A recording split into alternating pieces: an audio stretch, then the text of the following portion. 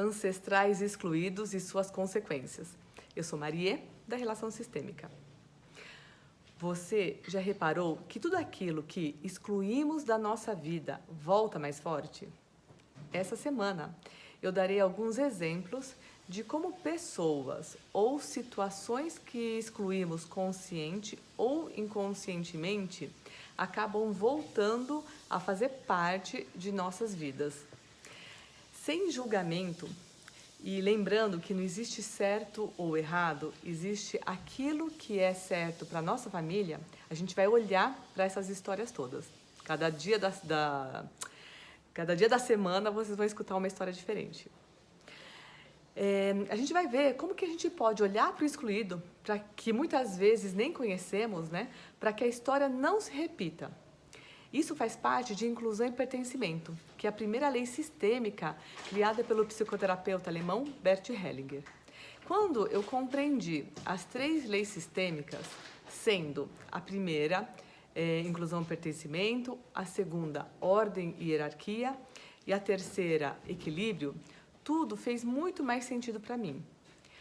As repetições de padrões que acontecem nas nossas famílias, né, simplesmente são situações que surgem amorosamente para que possamos olhar para uma pessoa que é ou foi importante para o nosso sistema.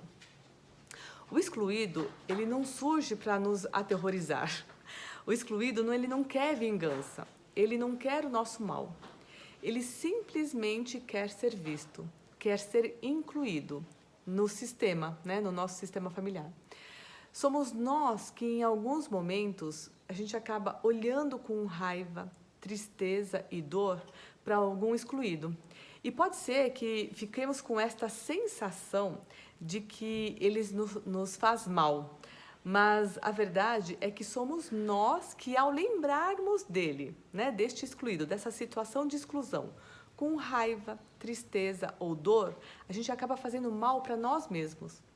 Quando percebermos que não somos nem melhor nem pior do que esse excluído, a gente vai conseguir ver que de alguma forma simplesmente somos iguais e que de alguma forma acabamos unidos pelo destino. Esse destino, às vezes, foi um destino difícil, mas se olharmos com um olhar atento, perceberemos que repetimos um padrão por alguém de nossa família, por amor a eles. Por amor a alguém que já passou por esta dor. Alguém que foi traído, alguém que sofreu um abuso, alguém que ficou doente, que faliu, que não pôde estudar, que perdeu os pais cedo, que foi abandonado. Alguém que trabalhou muito justamente porque foi abandonado e com isso fez o seu filho também sentir a mesma dor, essa dor de não conviver com o pai ou com a mãe. Alguém que ficou esperando o marido voltar da guerra, alguém que ficou esperando a promessa do casamento que nunca chegou. E aí, assim, os descendentes acabaram, de alguma forma, repetindo um padrão sem entender que o excluído não queria que repetíssemos a mesma dor. Fomos nós, né, os descendentes, que por amor a eles e por amor cego, repetimos uma história para lembrar desta pessoa que foi ou é muito importante para a existência desse grupo familiar. Bom, ok. Aí você pode pensar, tá bom, ok, já entendi que é necessário olhar para o excluído e o que fazemos, o que a gente pode fazer, né, para parar com essa maldição? E aí eu vou te responder, para mim não é uma maldição, é apenas muito amor envolvido, um amor da nossa parte por eles. Podemos olhar para eles de uma forma mais leve. Podemos olhar com carinho para todos que de alguma forma sofreram ou passaram por destinos difíceis, imaginando que eles o fizeram por amor a nós. Quando percebermos que estamos repetindo um padrão de dor ou tristeza, podemos imaginar que eles olham para nós e talvez sentir com humildade como eles se sentem olhando para nós. E talvez possamos sentir que eles nos olham com tristeza por repetirmos algo que eles passaram para que pudesse ser mais leve para nós. E assim poderemos olhar para eles com alegria, nos olhos deles, e principalmente olhar para eles com gratidão. Pedir a bênção para que possamos seguir de um jeito um pouco diferente, um pouco mais leve, por amor a eles que já passaram por tudo isso, para que ficasse mais leve para nós. Então, eles passaram por tudo isso para ficar mais leve para nós. E como seguir de uma forma mais leve? Também podemos aprender a olhar o lado bom de tudo o que está em nossa família e em nossa cultura. Bom, eu, por exemplo, sou descendente de japoneses e olhava com peso as histórias dos miais, que são os casamentos arranjados e que aconteceram na minha família. Desde criança, eu falava para mim mesma que eu não casaria com um filho mais velho. Por quê? Porque pela tradição japonesa, o filho mais velho, ele mora e cuida dos pais. E na minha família, a minha mãe, assim como todas as suas irmãs, acabaram se casando com um chonan. Chonan significa filho mais velho. Então, todas as mulheres, elas acabaram morando com os sogros e cunhados, né, enquanto esses cunhados estavam solteiros. Apesar da minha sogra falar desde criança para que eu escolhesse um dos seus 3 filhos para casar, eu já tinha escolhido com quem que eu queria casar com 13 anos de idade. Eu já tinha escolhido o meu marido, Marcelo. E a gente sempre brincou, né, que foi um miai, que foi esse casamento arranjado. Mas, na verdade, não foi. Nós nos escolhemos. E ele fala que foi mais eu do que ele, né? Bom, continuemos. Eu olhava com peso as histórias das crianças abandonadas no porto japonês, pois estavam com febre ou alguma doença que as impediram de embarcar. Ou olhava com tristeza e dor essas crianças dadas como yoshi. Yoshi é uma tradição japonesa onde o menino é dado para outra família cuidar, para que ele possa assumir o sobrenome desta família e os bens dessa família. Eu olhava com tristeza a dor de tantas famílias separadas pelo mar e por esses milhares de quilômetros.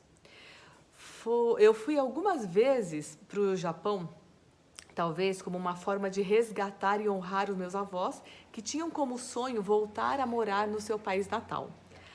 Mas da última vez que eu estive por lá, uma ficha caiu. Eu senti literalmente no meu corpo que, apesar da ancestralidade japonesa, eu não era do Japão. Fisicamente, eu tenho muito orgulho desses meus traços, olhos japoneses, né? Olhos puxados, cabelo preto e comprido, liso, né? Mas a minha alma e o meu coração já são brasileiros. Ao andar pelo metrô cheio, né, eu literalmente senti um enjoo de ver tantos rostos iguais. O meu marido me viu incomodada e ele comentou que eu não me sentia pertencente àquele lugar. Eu de verdade me senti um elefante dentro de uma loja de cristais. O meu jeito era muito diferente de todas das pessoas, né, que estavam ao meu redor, dos japoneses que estavam lá. E agora veio esse grande insight. Eu admiro demais a cultura japonesa. Eu tenho orgulho por ser uma descendente japonesa. Ao invés de lembrar de toda essa dor, né, eu posso olhar com orgulho e alegria por aquilo que está dentro de mim e usar essa força, essa honra, essa coragem, honestidade, aquilo que às vezes era difícil de eu ter como exemplo uma pessoa delicada e usar o que ele já tem. Então eu posso usar essa delicadeza, esse jeito e essa alegria de servir o outro, né? Que é típico dos nipônicos.